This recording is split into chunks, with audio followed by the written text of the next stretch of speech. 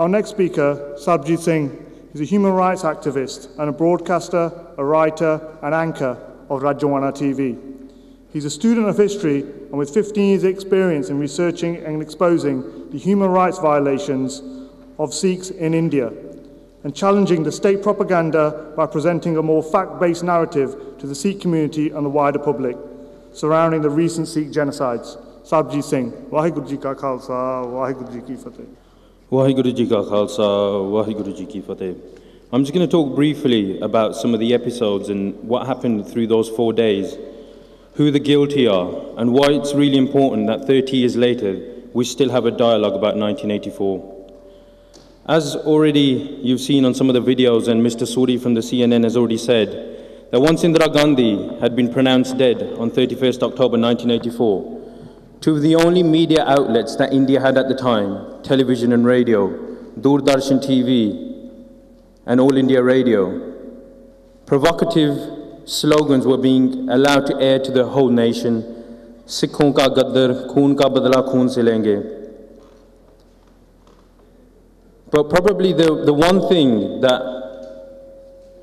sort of suggested that there was going to be a death warrant on Sikhs for the next 4 days in Delhi was when President Zail Singh, and I use the word Singh very loosely, when President Zail Singh arrived to pay respects to Indira Gandhi at hospital, his ambassador car was pelted and attacked by the mobs.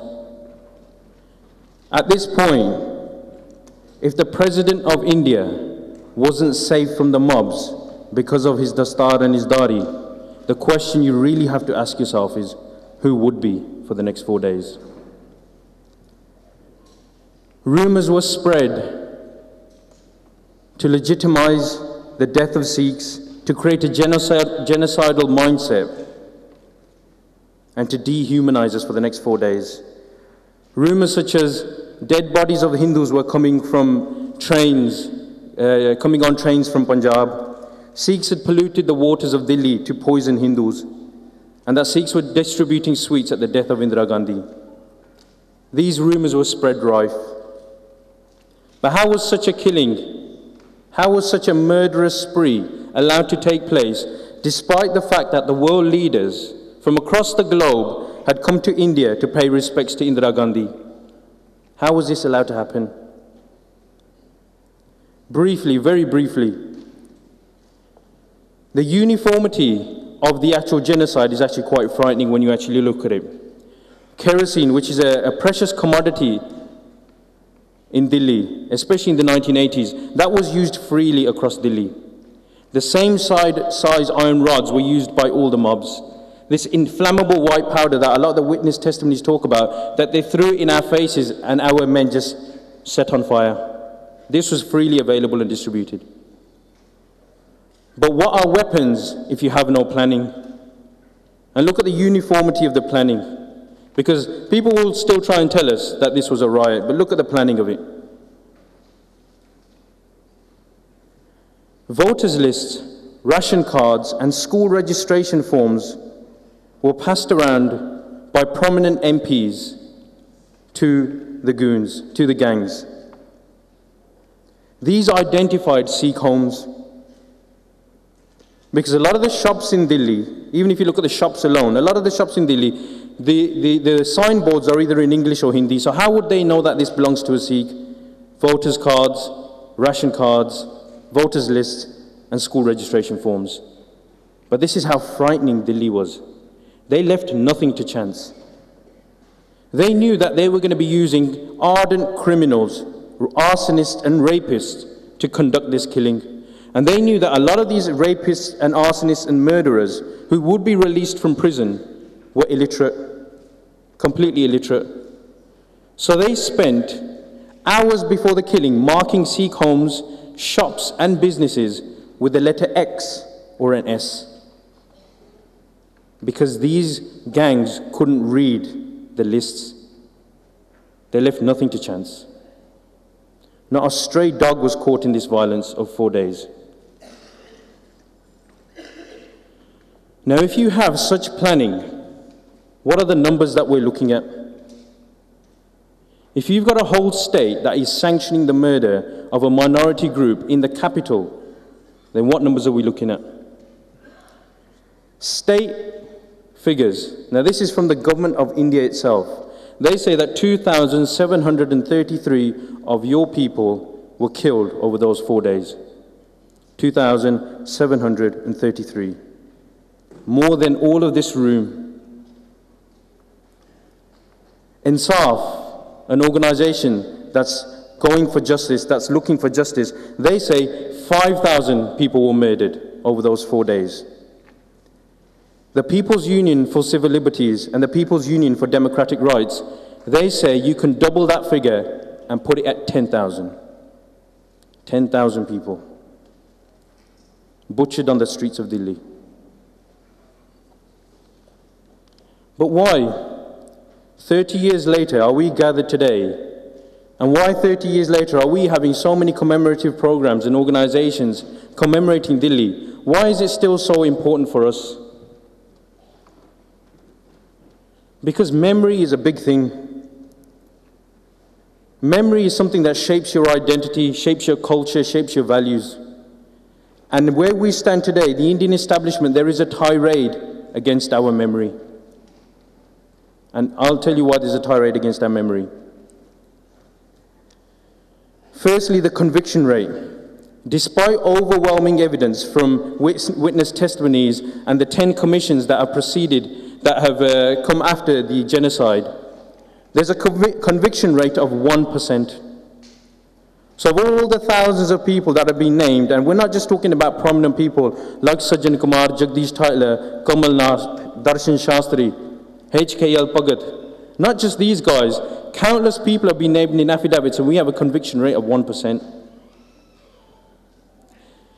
Ironically, more people have been arrested, more Sikhs have been arrested in peaceful protests at the Delhi genocide than the perpetrators themselves. That's why a dialogue is still so important today. The Indian establishment and some of the rest of the globe will tell us Sikhs, they're trying to force a memory on us. Forced memory is often used by genocidal establishments because they don't want the true stories to come out. The stories and the testimonies of the perpetrators are there for all to see, whereas the victims' testimonies, they are resigned to the pages of history. And a perfect example, Sajjan Kumar. People tell us to forget. Sajjan Kumar, an MP at the time, because he produced such a dazzling performance in inciting the mobs to kill Sikhs, he became a minister for overseas affairs for India. He entered India's cabinet. Kamal Nath, who again was just a normal politician before Delhi 1984, he enters India's cabinet and becomes a minister for urban development. Narasimha Rao, he was the Home Minister who oversaw the whole killing. Narasimha Rao, the Home Minister of India. 7 years later, he becomes the Prime Minister of India. A forced memory where the stories of the perpetrators are there for the world to see. And what about the victims? They were shoved into a corner of Delhi called the Widows' Colony, which you've just seen. Not only did the Indian establishment take everything away from them, husband, father, son, nephews, nieces, daughters raped in front of them, but then Delhi said, we don't even want to have to look at you. We're going to shove you in a corner called the Widows' Colony.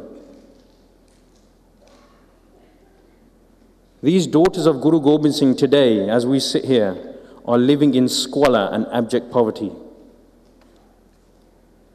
Their children are suffering from chronic drug use because they can't get jobs and they've got no one to provide for them. They've even been told by Sheila Dixit that although we told you you can live in the Widows' Colony for free, with all the mental and physical trauma for the rest of your life, in fact now you have to pay us. As we speak, there are people being evicted from the Widows' Colony. And we're being told that we should forget. The Indian establishment won't allow us to forget. Even Narendra Modi, people say this is party politics, this was the Congress doing this to the Sikhs. Well, the BJP have just come in power. And all Narendra Modi has offered is 5 lakh rupees to each victim. Those victims are saying, we don't want your money. Just give us 1 member back and we'll be happy. Out of the 25 members that some people have lost, just give me 1 back. This 5 lakh rupees, all it's done is extend the culture of impunity. We'll give you money, but we'll do nothing about the people who've done this to you. And then we're asked to forget. So this is why a dialogue is really important for us 30 years later. And it can't be brushed under the carpet, and we can't have a forced memory enforced on us. And we all have different views about what the solution is. We all do. Some of our politics is different. Some of our Sikhi is different. But one of the questions that I'd like to ask, and I ask a lot of the times, is that what has changed in the Indian establishment, in the government of India, to make sure this genocide never takes place again? When the next Prime Minister of India decides that Sikhs need to be taught another lesson, they need to be given another bloody punch on the nose because they're asking for their rights, what safeguarding do we have in India? What law has been enacted to make sure this never happens again? Secondly, there's this talk of reconciliation, especially in modern times, and coming up to the 30th anniversary, there's this talk of reconciliation that we should somehow forgive and forget. And the onus is actually on the Sikh community to reconcile. What they want to do is they want to skip a lot of stages and get to the forget bit. And even then, the onus is on us. Without any identification of the culprits, without any judicial verdict of guilt against them, without any punishment, without any rehabilitation of the victims, without any reconstruction of their lives, they want to go straight to reconciliation, forgive and forget. Well, I'm sorry to say this is a message to the Indian establishment. Even though we're in the next generation, this culture of amnesia that's been cultivated, it's not going to work.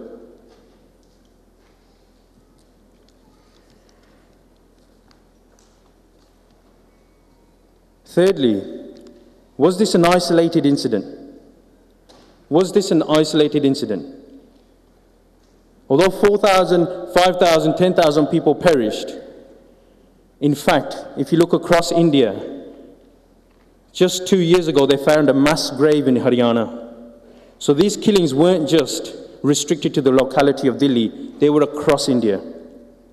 And then you had the forced disappearances, the extrajudicial killings, and the fake encounters which wiped out a whole generation in Punjab thereafter. People who would have been parents today, we've lost a whole generation of them. So ultimately, even though we can't forget, the message that we have to get out, even to our own people, is that the past needs to be confronted and not destroyed. And although we need the help of the international community to get justice, to get this defined as a genocide, ultimately, we need a Jaswant Singh Khalda. We need a Sukha and Jinda. And I'm afraid the international community can't help you with those. That's the job of the Khalsa. Waheguru Ji Ka Khalsa, Waheguru Ji Ki Fateh.